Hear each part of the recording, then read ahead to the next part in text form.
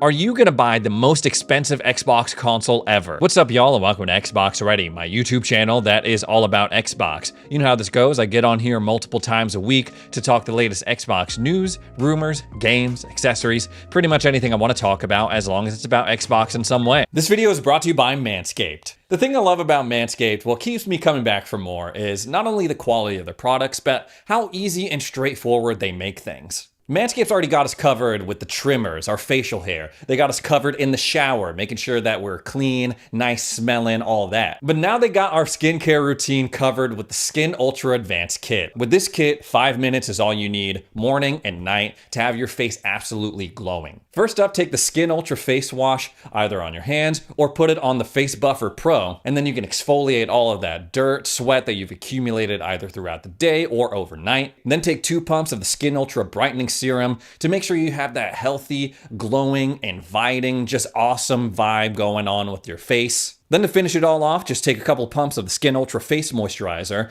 and lock it all in. With the Skin Ultra Advanced Kit, you'll also be getting a 3-pack of Manscaped Lip Balm and the Shed 2.0 to keep all of your stuff together, whether it's your trimmers, your exfoliator, any of your other Manscaped products fit perfectly in this bag, plus it's waterproof. If you want to round out your grooming game with the Manscaped Skin Ultra Advanced Kit, you can go on over to their website, manscaped.com, and use my code XBOXREADY for 15% off of your order.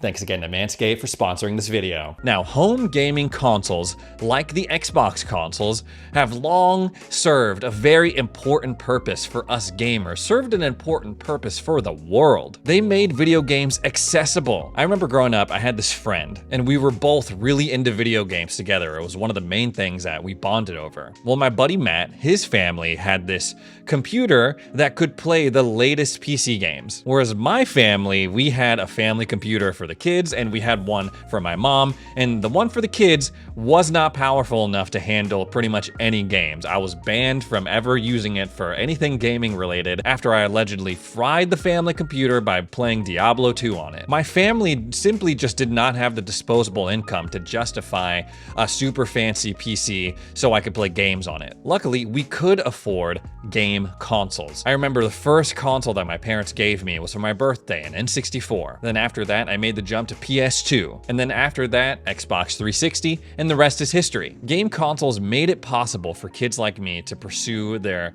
interest and hobby in gaming. And that still remains true to this day. Yes, for anyone who is a PC-only player that has wandered on over to this channel for whatever reason, I acknowledge the fact that if I was willing to invest in a really nice PC, that would serve me better in the long run as a gamer. It has a higher ceiling. Graphics and performance can be better. There's a wider selection in terms of the library. You can use mods. There's a lot more stuff you can do on a PC that you simply cannot on a console like the Series X or S. But the trade-off is that those consoles are A, more affordable by and large, and B, they're easier to use. You just plug them into your TV and you start playing games. I was on a Discord call with my buddy while I was playing Tony Hawk, and he was trying to play Marvel Rivals with his other buddy, but they were having to wait because the shaders were compiling. That stuff doesn't happen on consoles. Sometimes you boot up a game and it's like, well, you gotta update and you gotta wait for the update and then you can play the game. But generally, it is easier, more user-friendly to play games through a gaming console than it is a PC. But as we know, the gaming industry is changing rapidly. Xbox is changing rapidly. And what if we're heading to a world where gaming consoles, they're starting to look a lot like PCs when it comes to not only the features, but also the pricing. All of that talk I was just doing about games being more accessible because of gaming consoles, will that still hold true if the next Xbox comes out and it's, I don't know, $1,000? That's what's been on my mind ever since we saw these leaks regarding the prices for the Xbox Ally and the Xbox Ally X. Now, for those of you who do not know, the Xbox Ally, the Xbox Ally X are these new handheld PC gaming consoles made by Asus in partnership with Xbox. I got to go hands-on with them for a little bit this past June, and while it seemed like a cool concept, oh yeah, an Xbox handheld, awesome. They made it very clear in their presentation that they were still working out a lot of kinks, and one of the main questions that kept popping up in the video that I did about it was, what's the price of these things? And that's not something that they shared with us, not even a ballpark range. And they still have it, and that's probably strategic because no matter what the price is gonna be,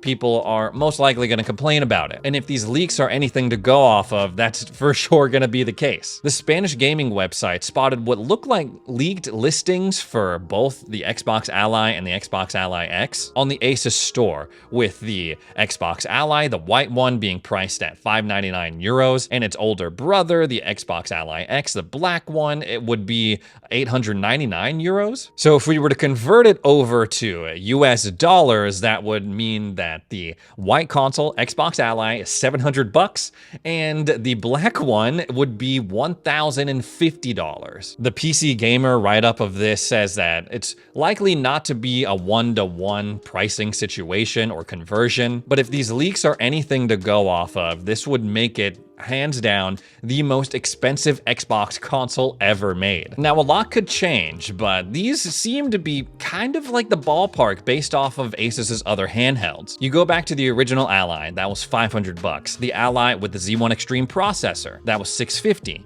You go on over to the Ally X released last year, which is pretty much what we're seeing with these new Xbox ones, just with a different skin, that's $800. So bare minimum, best case scenario, the Xbox Ally X would be minimum $800. Windows Central is estimating that the white version is going to be $600, and the black version, the Xbox Ally X, is going to be $900. So not quite $1,000, but still pretty up there. And while yes, this has been hyped up as the future of Xbox, they've gone out of their way in the marketing to convince you that this is an Xbox, does have me thinking a little bit. Can this really be the future of Xbox? We're just coming off a generation where Xbox was all about affordability, especially with their marketing of the Series S. Next-gen hardware and next-gen experience, but at a budget price point, just $300, maybe even lower if you get it on sale. To go from something like that to seeing a $900 Xbox handheld, that's a little crazy. And Phil Spencer, in an interview last year when he was talking about the PS5 Pro, even specifically said,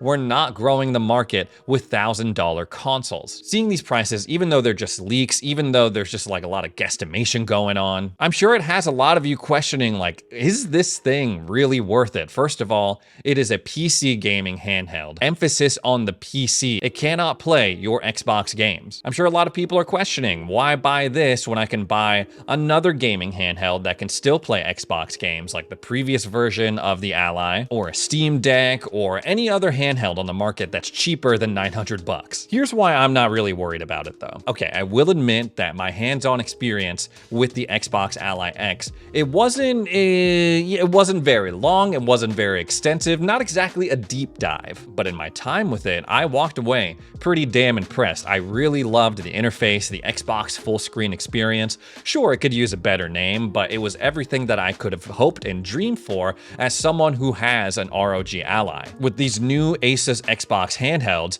there's definitely a lot more crossover for me as an Xbox fan, considering Xbox is supporting Play Anywhere. There's going to be just straight up integration of my Game Pass library, all my other perks that I've accumulated over my time as an Xbox owner. And I think people need to start getting real when it comes to the price of video game consoles. There's no universe, no matter what Microsoft Xbox does with subsidization, whatever, where they can get this price down to below $500. Sure, you can get a gaming handheld for $400, $500, absolutely. But you're also gonna have to come to terms with the fact that the performance on that thing isn't gonna be nearly as good, not even close to what the Xbox Ally X is gonna offer. Just like if you buy a Series S for $300, yeah, sure, it's gonna run most games and they're gonna run pretty good or okay. But there are other times when it's gonna struggle because, again, it is a $300 budget machine. Just the same as if you were to spend $300 on a gaming laptop or a desktop. My current Ally has a Z1 Extreme processor, so it has a better processor than the launch model, but even then, it struggles with some modern games. Like when I boot up Oblivion Remastered, I'll get a little alert being like, yeah,